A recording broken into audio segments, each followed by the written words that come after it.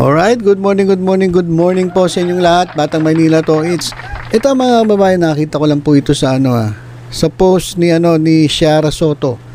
Si Shara Soto, anak po ni Tito Sen at kapatid po ni MTRCB Chairperson Lala Soto. Kay Ma'am Lala, kamusta na po kayo dyan?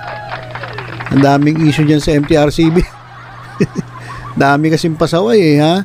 Yung isang noon time show nga dyan meron pang mga issue, dinadagdagan pa. Hindi pa nga tapos yung issue nila, meron na naman panibagong dagdag. So, napakahirap ng trabaho nila dyan sa MTRCB. Tapos, ito si Rendon Tamulmol. Papansin din, panayang patutsada dito sa MTRCB. Well, alam niyo napakahirap po ng trabaho nila dyan. Talaga ang dami nilang minomonitor. Kaya, dito sa pamunuan ng MTRCB, sa pamumuno ni Chairperson Lala Soto, congratulations po sa inyo dahil ginagawa ninyo ng maayos yung inyong trabaho dyan. So ito, diretso na po tayo. Ito mga kababayan, itong nasa ating screen, yan, dito sa cellphone natin, si Henyo Master Joey De Leon. Yan, kasi meron silang meron po silang ang tawag nga po nila dito, Happily Ever After Dinner Party ng mga newlyweds, kasama po ang EAT family. Yan. At para po ito kay Maha at sa kanyang asawa na si Rambo, maging kay Arjo at sa asawa niyang si Maine Mendoza. Yan, eto play natin yung video. Alam nyo, dito nyo makikita yung tunay na samahan. Sa totoo lang. Kasi kitang-kita nyo rito yung turingan nila bilang magpapamilya. At etong video na to, grabe 1.5 million views. 1.5 million views na to itong video na to. So ito, panoorin natin. Hindi ko na-play yung audio kasi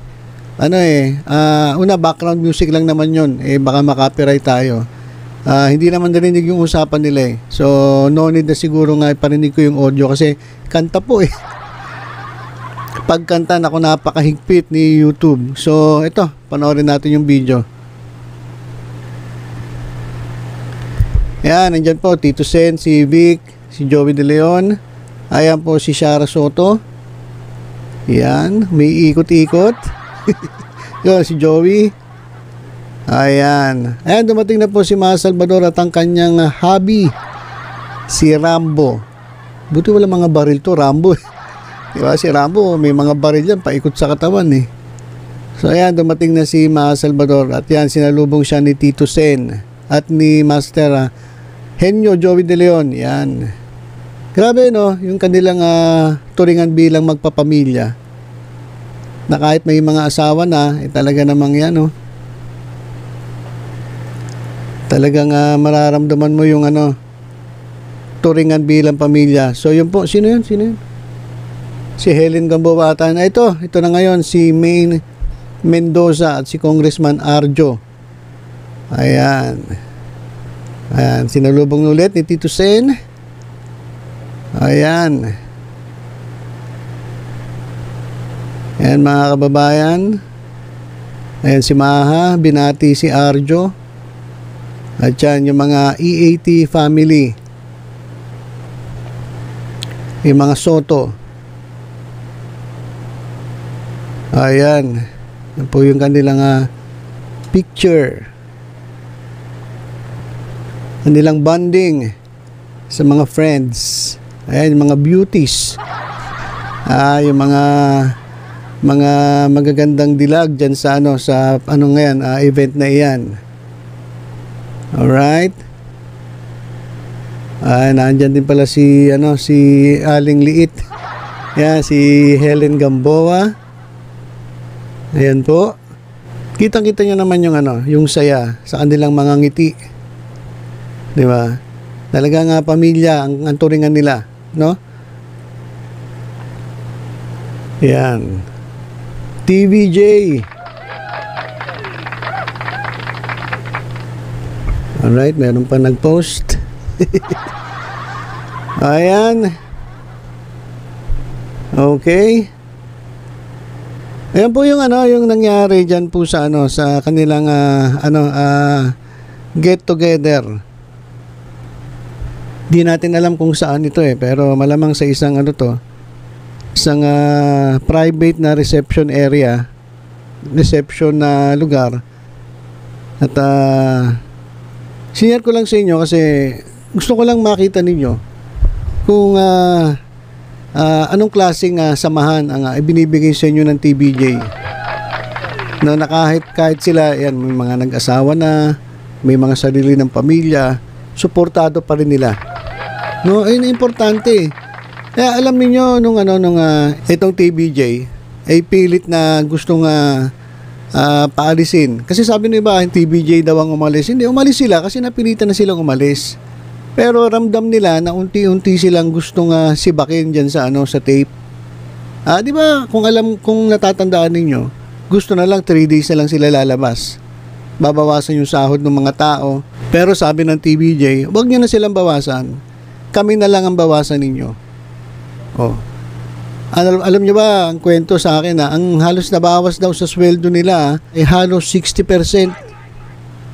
Oh, ayun mga nabawas sa sweldo ng TBJ para lang masalo yung sweldo na dapat babawas nga dun sa mga sa mga kasamahan nila diyan sa sa original na Itbulaga. So ganun yung nangyari. Sa mga hindi nakakaalam, kasi kwento sa akin to ni Secret. So may nagkwento sa akin na talagang kamag-anak nila. Na ganun nga yung nangyari. Gustong bawasan yung sweldo ng ilan sa mga host ng Itbulaga, yung original. Sabi nila TBJ, sa amin yung nabawas. At ang nabawas nga, almost 60% ng sahod nila.